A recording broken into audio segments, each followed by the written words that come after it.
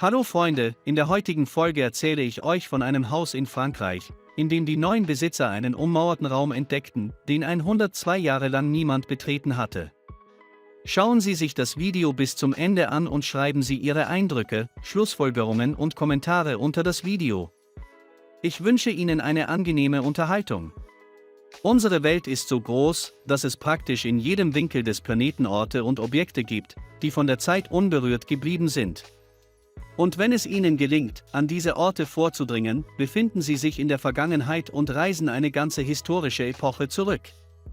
Haben Sie das Gefühl, dass dort die Zeit stehen geblieben ist und dass sich dort im ganzen Jahrhundert nichts getan hat, kein Fortschritt, keine Kriege? Nichts. Auch von außen sieht es aus wie zu Beginn des 20. Jahrhunderts und bis zum 1. Jahrhundert.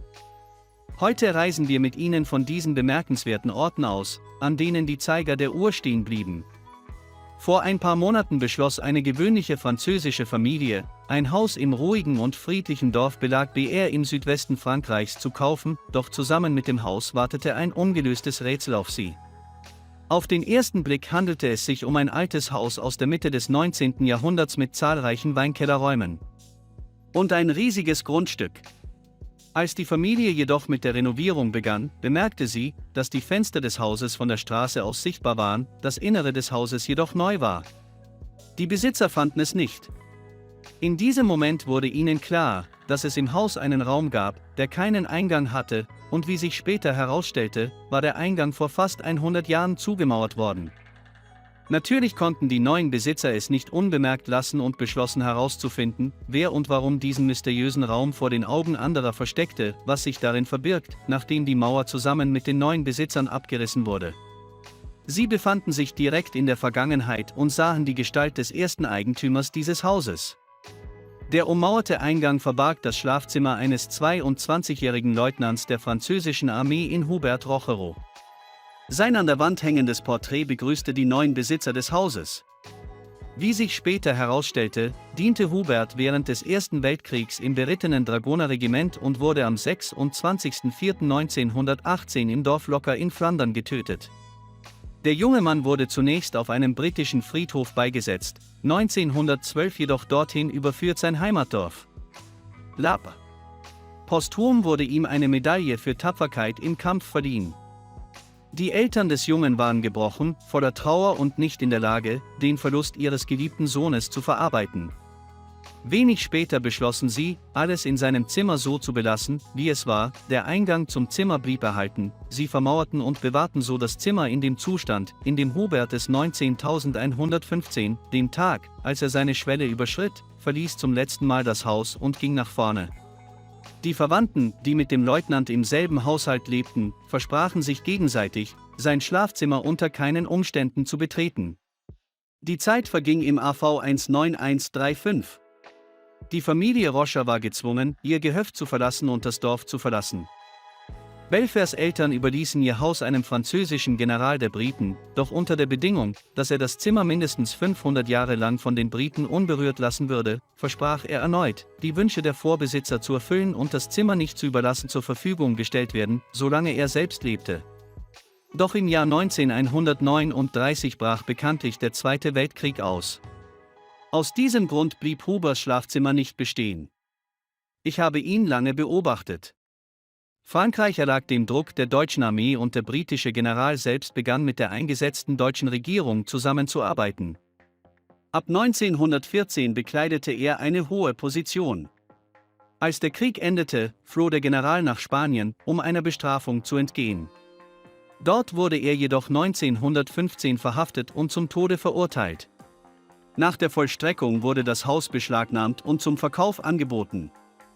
Der nächste Besitzer und Käufer war die Enkelin von General Baudot mit ihrem Ehemann Daniel Farah. Auch die neuen Besitzer wussten um die Wünsche der Familie und respektierten sie und ließen das Zimmer des gefallenen jungen Mannes seit 1915 unberührt. Daniel und seine Frau lebten 70 Jahre lang in diesem Haus, bis Daniel 2014 starb.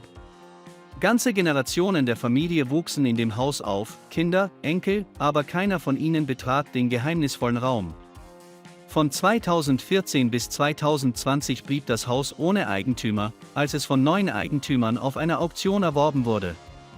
Natürlich wussten sie nichts von der bestehenden Tradition, einen Raum, der seit 102 Jahren geschlossen war, nicht zu betreten. Ohne zu zögern öffneten sie den Raum, was sie darin sahen. Sie konnten nicht gleichgültig gegenüber allen Gegenständen im Raum sein, der Vergangenheit im wahrsten Sinne des Wortes haucht sie an. Schon auf den ersten Blick waren diese Objekte stille Zeugen der antiken Geschichte ihres ursprünglichen Besitzers. An diesem Ort ist die Zeit schon vor langer Zeit stehen geblieben. An der Wand hängt ein Porträt von Hubert Rochero, als würde er die neuen Besitzer begrüßen. Auf dem Tisch liegen seine Bilder und Bücher, die fast 110 Jahre alt sind.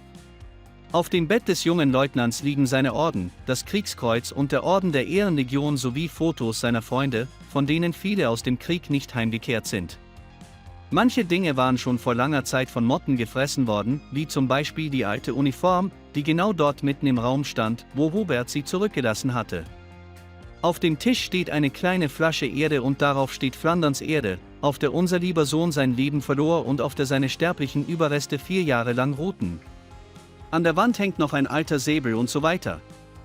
Neben dem Porträt steht ein altes Bett, selbst der Stuhl, auf dem der Bewohner dieses Zimmers einst saß, blieb auch nach so vielen Jahren in einem erhaltenen Zustand, und auf dem Tisch blieben viele schöne und alte Dinge zurück, wie zum Beispiel ein Kerzenhalter aus wie Aschenbecher, alte Fotos und Messer. Außerdem gab es eine große Anzahl Bücher und 2 Paar neue Hubert-Schuhe, alte Uhren und Revolver aus dem späten 19. Jahrhundert und sogar Zigarren und viele andere interessante und seltene Gegenstände. Die neuen Besitzer sagen, dass man beim Betreten dieses Zimmers das Gefühl hat, dass der Besitzer es erst kürzlich verlassen hat und voraussichtlich bald zurückkehren wird. Ihren Angaben zufolge haben sie nicht vor, etwas in Huberts Schlafzimmer anzufassen, sehen aber keinen Grund, das Zimmer geschlossen zu halten. Stattdessen planen sie eine Transformation zum Museum zum Gedenken an Hubert Rochero. Gleichzeitig würden sie den Wünschen seiner Familie nachkommen und ein Stück Geschichte mit allen ankommenden Besuchern teilen. Die Mitarbeiter der Kommunalverwaltung haben Verständnis für die Entscheidung der Familie der neuen Eigentümer. Man sagt, so sehr sie auch die 102 Jahre alte Tradition bewahren wollen, rechtlich gesehen handelt es sich bei dem Zimmer um eine Privatvilla, die den Eigentümern des Hauses gehört, aber wenn man sich dieses Zimmer ansieht, das mehr als ein Jahrhundert alt ist, erkennt man das. Haben Sie die Möglichkeit, der Geschichte ins Auge zu sehen und wie würden Sie sich verhalten? Schreiben Sie uns unbedingt Ihre Meinung in die Kommentare und vergessen Sie nicht, uns ein Like zu geben. Wenn Ihnen das Video gefallen hat, bis bald!